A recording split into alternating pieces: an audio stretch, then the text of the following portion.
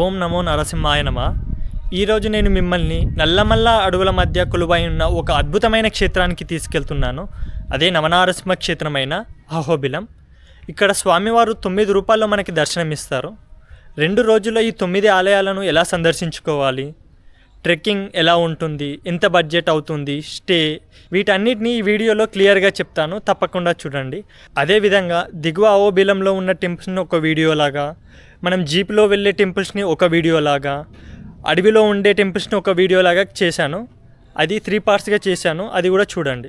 ముందుగా అహోబిలం ఎలా వెళ్ళాలి అంటే, మీరు ట్రైన్లో వచ్చేలా అయితే ముందుగా నంద్యాలకి చేరుకోవాలి. నేను హైదరాబాద్ నుంచి స్టార్ట్ అవుతున్నా. మన హైదరాబాద్ నుండి డైలీ ట్రైన్స్ అవైలబుల్గా ఉంటాయి. వాటి డీటెయిల్స్ స్క్రీన్ మీద ఇస్తున్నా. బెటర్ నైట్ 8:40కి స్టార్ట్ అయ్యే ట్రైన్ని ఎక్కండి, బెస్ట్ ఆప్షన్. నంద్యాలకి మార్నింగ్ 5:30 లోపు చేరుకుంటాం. అక్కడ నుండి బస్సులో ఆలగడ్డ వెళ్ళాలి. అక్కడ నుండి అహోబిలంకి ఎవ్రీ 30 మినిట్స్కి బస్ అవైలబుల్గా ఉంటుంది. అది ఎక్కి అహోబిలంకి చేరుకోవచ్చు. అహోబిలం బస్ అయితే వచ్చేసింది. బస్ అయితే ఎక్కేసేదాం మెల్లగా. బస్ అయితే ఎక్కేసినాం. మనం ముందే సీట్ పెట్టేసుకున్నాం. ఇక బస్ అయితే ఖాళీనే ఉంది. ఇప్పుడు మనం అహోబిలంలో ఎక్కడ స్టే చేయాలో చూద్దాం. దిగువ అహోబిలంలో స్టే కోసం చాలా సత్రాలు ఉన్నాయి. అక్కడ 500కి రూమ్ లభిస్తుంది. అంతేకాదు 2 పూటలా ఉచితంగా భోజన సదుపాయం కూడా ఉంటుంది. మీకు రూమ్స్ కావాలంటే స్క్రీన్ మీద కనిపిస్తున్న నెంబర్కి కాల్ చేయండి. తక్కువ ధరలో మంచి రూమ్స్ ఏర్పాటు చేస్తారు. ఆన్లైన్లో బుక్ చేసుకోవాలి అనుకుంటే ఏపీ టూరిజం వారి హరిత రిసార్ట్స్ ఉంటుంది. బేసిక్ రూమ్స్ 800 నుంచి స్టార్ట్ అవుతాయి. మీరు బడ్జెట్లో ఉండాలనుకుంటే సత్రాలే బెస్ట్ ఆప్షన్. ఇంకొక ముఖ్యమైన విషయం ఏంటంటే, మీరు వీకెండ్స్లో అహోబిలం వస్తే ఇక్కడ రూమ్స్ దొరకడం చాలా కష్టం. విపరీతమైన రద్దీ ఉంటుంది. అలాంటి సమయంలో మీకు రూమ్స్ అరేంజ్ చేయడంలో కానీ, అడవిలో దారి చూపించే గైడ్గా విజయ్ అన్న మనకి ఎంతో అండగా ఉంటారు.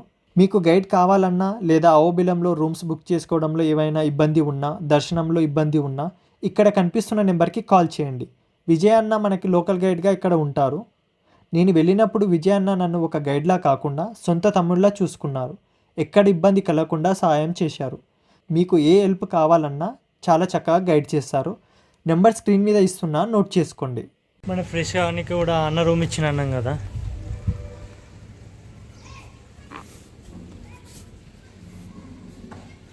లోపల ఇప్పుడు తాళం వేసేసిన. నేను ప్రస్తుతం దిగువ అహోబిలంలో ఉన్నా. ఇక్కడ మొత్తం 9 నారసింహ క్షేత్రాలు ఉంటాయి. వీటికి తోడు స్వామివారి స్తంభం చీల్చుకొని వచ్చిన ఉగ్ర స్తంభం కూడా మనం ఇక్కడే చూడవచ్చు. దిగువ అహోబిలంలో మనకు 3 టెంపుల్స్ ఉంటాయి. వీటిని మనం నడుచుకుంటూనే వెళ్తూ దర్శించుకోవచ్చు. వెళ్ళే దారిలో బైక్స్ కూడా వెళ్తుంటాయి. వాళ్ళని లిఫ్ట్ అడిగినా మనకు హెల్ప్ చేస్తారు. పైన ఉన్న కొండపైన 6 టెంపుల్స్ ఉంటాయి. మీరు నడవగలరు అనుకుంటే ట్రెక్కింగ్ చేస్తూ వెళ్ళొచ్చు, లేదా నడవలేని వారి కోసం జీపులు కూడా అందుబాటులో ఉంటాయి. కింద దిగువ అహోబిలం చూపెట్టిన కదా. ఇప్పుడు అంటే రోడ్లు ఉన్నాయి, కానీ అప్పుడు పూర్వకాలం రోడ్లు లేకుంటుండే, ఏం లేకుండా కదా. మరి భక్తులు ఎట్లా వస్తుండే అంటే అడవి మార్గంలోకి వెళ్ళి, అడవిలోకి వెళ్ళి మధ్యలోకి వెళ్ళి వస్తుండే అన్నమాట. ఈ అడవిలోకి వెళ్ళి ఈ ద్వారం ఇక్కడ నుంచే స్టార్ట్ అంట. అందరూ ఇక నడకదారిలో అప్పుడు వస్తున్నానంట. ఉంటుంటాయి కదా మధ్యలో మండపాలు అవి ఉంటాయి కదా. ఈ మండపాలు అదే చూడండి. ఇదే మెయిన్ ముఖద్వారం అంట. మొత్తం శిథిలావస్థకు వచ్చేసింది. మొత్తం పాతగా అయిపోయింది ఇది.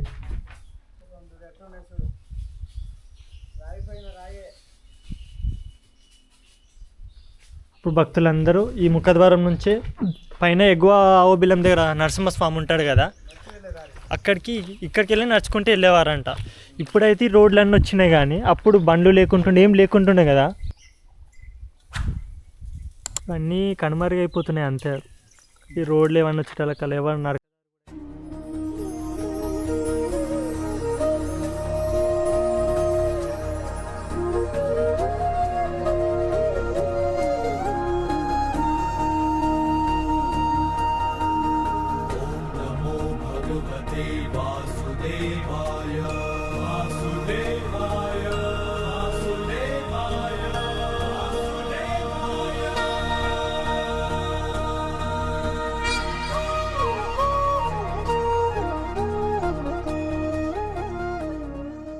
ఓం నమో నారసింహాయ నమ.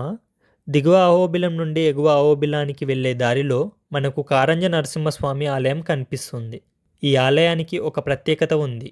స్వామివారు ఇక్కడ కారంజ వృక్షం అంటే కానుగ చెట్టు కింద వెలిశారు. అందుకే ఈ పేరు వచ్చింది. పురాణాల ప్రకారం హనుమంతుడు ఇక్కడ రాముడి కోసం ఘోర తపస్సు చేశారు. అప్పుడు నరసింహస్వామి ప్రత్యక్షమైతే, నా రాముడు కోదండధారి ధనస్సుతో ఎంతో అందంగా ఉంటాడు, ఈ ఉగ్రరూపం నా రాముడిది కాదు అని హనుమంతుడు అంటాడు. అప్పుడు హనుమంతుని కోసం స్వామివారు ఒక వింత రూపాన్ని ధరించారు. అదే ఒక చేతిలో రాముడి ధనస్సు, మరొక చేతిలో విష్ణు చక్రం, తలపైన ఆదిశేషుడు. ఇలా నారాయణుడు, రాముడు, నారసింహుడు అందరూ ఒక్కటేనని చాటి చెప్పాడు. ఈ రూపం చూశాక హనుమంతుడు పరమానందం పొందాడు. ఇక్కడ స్వామి చేతిలో ధనస్సుతో దర్శనమిస్తుంటే పక్కనే ఆంజనేయ స్వామి వారు చేతులు కట్టుకొని వినయంగా నిలబడి ఉండడం మనం చూడవచ్చు. అహోబిలం వెళ్ళేవారు ఈ ఆలయాన్ని అస్సలు మిస్ అవ్వద్దు.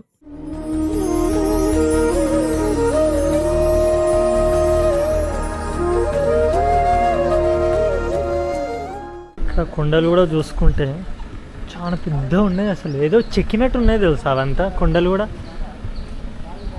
అక్కడ చూడండి ఎంత మంచి అనిపిస్తుంది అంటే కొండ సుదర్శన చక్రం లెక్క ఉంటుంది అంట చూడండి. అది ఒకసారి మంచిగా గమనించుండి, మీలో దిగినట్టు ఉంటుంది అంట చూడండి ఒకసారి. ఈ కొండను చూడాలనుకుంటే మనం ఎక్కడో పోవాల్సిన అవసరం లేదు. ఇక్కడ కారంజ నరసింహస్వామి టెంపుల్ ఉంది కదా, కరెక్ట్ దాని ఆపోజిట్టే మనకు చూస్తే క్లియర్గా అనిపిస్తుంది కొండ. ఇది కూడా మిస్ కాకండి.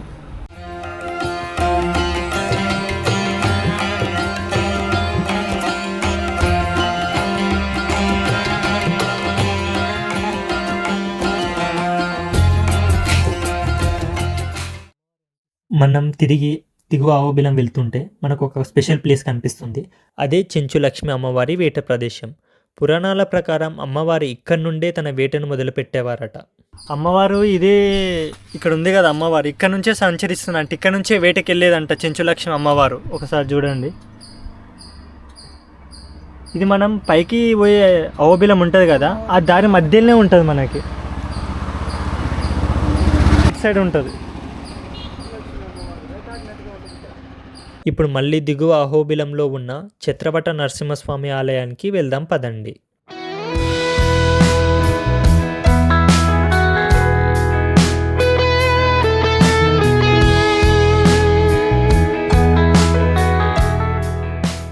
ఇప్పుడు మనం అహోబిలంలో 9 క్షేత్రాలలో అత్యంత విలక్షణమైన ఆలయానికి చేరుకున్నాం.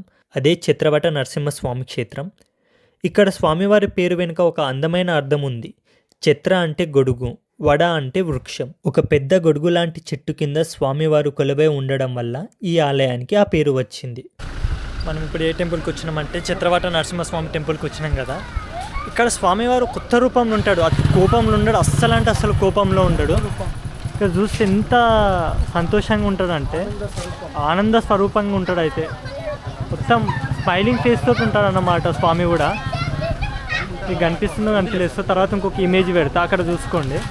హిరణ్యకశిపుని సంహారం తర్వాత స్వామివారు ఆహా ఓ అనే గాంధర్వుల సంగీతానికి మైమర్చిపోయి తాళం వేసి ఇక్కడ మనకు కనిపిస్తాడు అన్నమాట.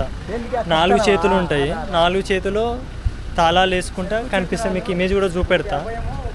ఇంత స్పేస్ నరసింహస్వామి అంటే మనకు గుర్తుకు వచ్చేది ఒక గంభీరమైన ఉంటుంది, కానీ ఇక్కడ అట్లా ఆ విధంగా అస్సలు లేదు, కొత్తగా ఉంది. ఎందుకంటే స్వామివారు మొత్తం నవ్వుకుంటే ఎంత చిరునవ్వు ఉండు తెలుసా, అంత మంచిగా ఉండు. తప్పకుండా రావాల్సిన ప్లేస్ ఇదైతే. ఇది అయిపోయిన తర్వాత మనం పోయేది యోగానంద నరసింహస్వామికి. అక్కడ వెళ్ళాక దాని హిస్టరీ అదంతా దాన్ని మళ్ళీ చెప్పుకుందాం మనము.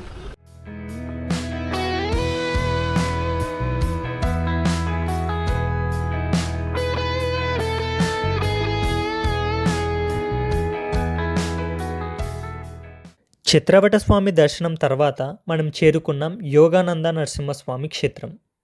పేరులోనే ఉన్నట్లుగా ఇక్కడ స్వామివారు అత్యంత ప్రశాంతంగా యోగముద్రలో దర్శనమిస్తారు.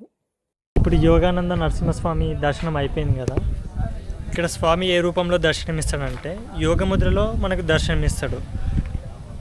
ప్రహ్లాదునికి రాజనీతి, ఈ యోగా శాస్త్రం అవన్నీ ఇక్కడ స్వామివారు ఇక్కడనే నేర్పిస్తాడంట. భక్తులకు జ్ఞానాన్ని, శాంతిని ప్రసాదించే ఈ యోగానంద క్షేత్రం అహోబిలంలో తప్పక చూడవలసిన విశేషమైన ఆలయం.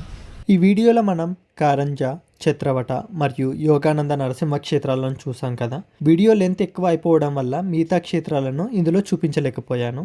అయితే అసలైన అడ్వెంచర్ ముందుంది. పావన మరియు భార్గవ నరసింహస్వామి క్షేత్రాలకి మనం జీపులో వెళ్ళిన అద్భుతమైన ప్రయాణాన్ని నెక్స్ట్ వీడియోలో పోస్ట్ చేస్తాను. ఆ జీపు జర్నీని మాత్రం అస్సలు మిస్ అవ్వకండి. చాలా థ్రిల్లింగ్గా ఉంటుంది. తప్పకుండా చూడండి.